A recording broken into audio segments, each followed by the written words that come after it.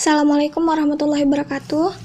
Pada kesempatan ini saya akan membagikan hadis arba'in ke-32 mengenai tidak boleh memberikan mudarat sengaja ataupun tidak. Bismillahirrahmanirrahim.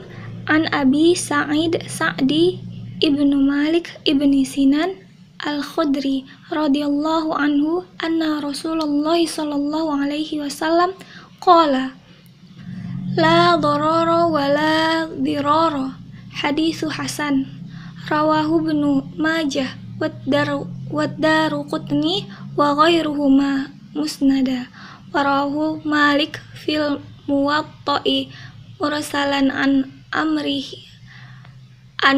bin Yahya an abihi anin nabi sallallahu alaihi wasallam fa asqata Aba Sa'id walahu turuqu yuqawi ba'duha ba'dan. Dari Abu Sa'id Sa'ad bin Malik bin Sinan Al-Khudri radhiyallahu anhu bahwa Rasulullah sallallahu alaihi wasallam bersabda, tidak boleh memberikan mudarat tanpa disengaja ataupun disengaja.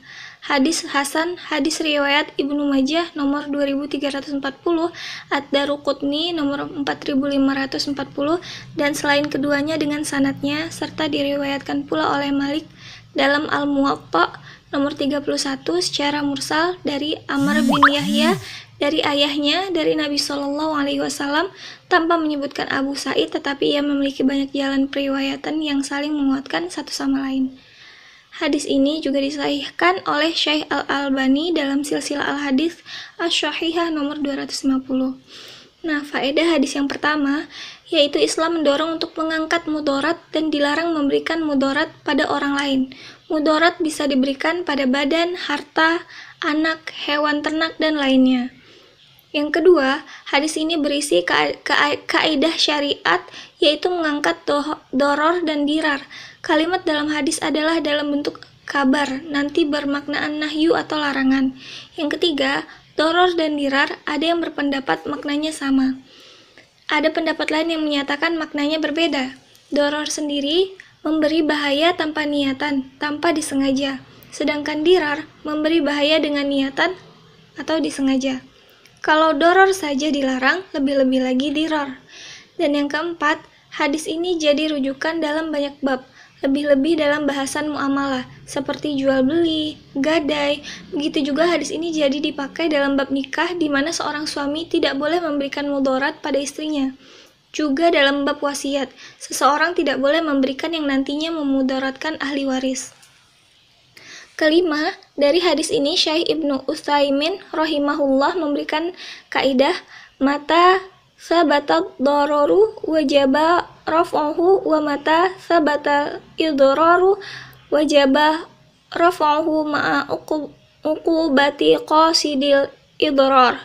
Jika ada doror kapanpun itu wajib dihilangkan. Kapan juga adanya diror atau bahaya yang disengaja wajib pula dihilangkan disertai adanya hukuman karena mudarat yang diberikan dengan sengaja. Contoh mudarat disengaja ataupun tidak. Yang pertama, seseorang memiliki tetangga dan memiliki pohon yang tiap hari ia siram.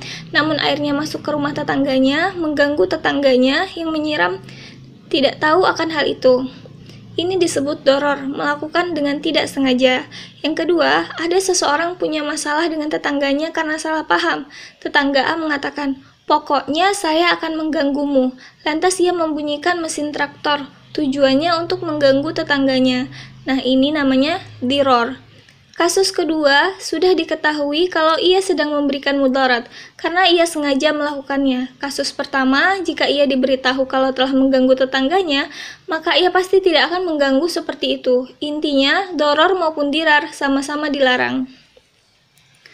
Yang ketiga, di masa jahiliyah ketika suami menceraikan istrinya, maka ketika masa iddahnya mau selesai, suami rujuk kembali. Kemudian ia mentalaknya lagi kali kedua. Lalu jika masa iddahnya mau selesai, suami rujuk kembali. Kemudian ia mentalak seterusnya hingga talak ketiga.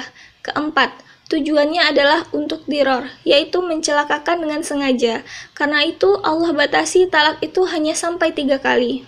Dalilnya adalah firman Allah Ta'ala, Bismillahirrahmanirrahim. At-talaqu marotani fa imsaku bima'rufin aw tasrihul bi ihsan. Talak yang dapat dirujuki 2 kali. Setelah itu boleh rujuk lagi dengan cara yang makruf atau menceraikan dengan cara yang baik-baik. Quran Surat Al-Baqarah ayat 229. Dan fa'in talaqaha fala tahillu lahu min ba'du hatta tankiha zaujan ghairah. Kemudian jika si suami mentalaknya atau sesudah talak yang kedua, maka perempuan itu tidak lagi halal baginya hingga dia kawin dengan suami yang lain. Quran Surat Al-Baqarah ayat 230. Yang keempat, seseorang memberikan wasiat bahwa setelah meninggal dunia, separuh hartanya untuk si fulan, tujuannya untuk mengurangi jatah waris. Ini tidaklah dibolehkan karena wasiat tidak boleh lebih dari 1/3 harta. Dari Amr bin Kharijah radhiyallahu anhu, ia berkata bahwa Rasulullah shallallahu alaihi wasallam bersabda, Innallaha qasama likulli warithin nasibahu minal mirasi fala yajuzu liwarithi wasiyah. Sesungguhnya Allah membagi untuk setiap ahli warisnya sudah mendapatkan bagian-bagiannya. Karenanya tidak boleh ada wasiat untuk ahli waris.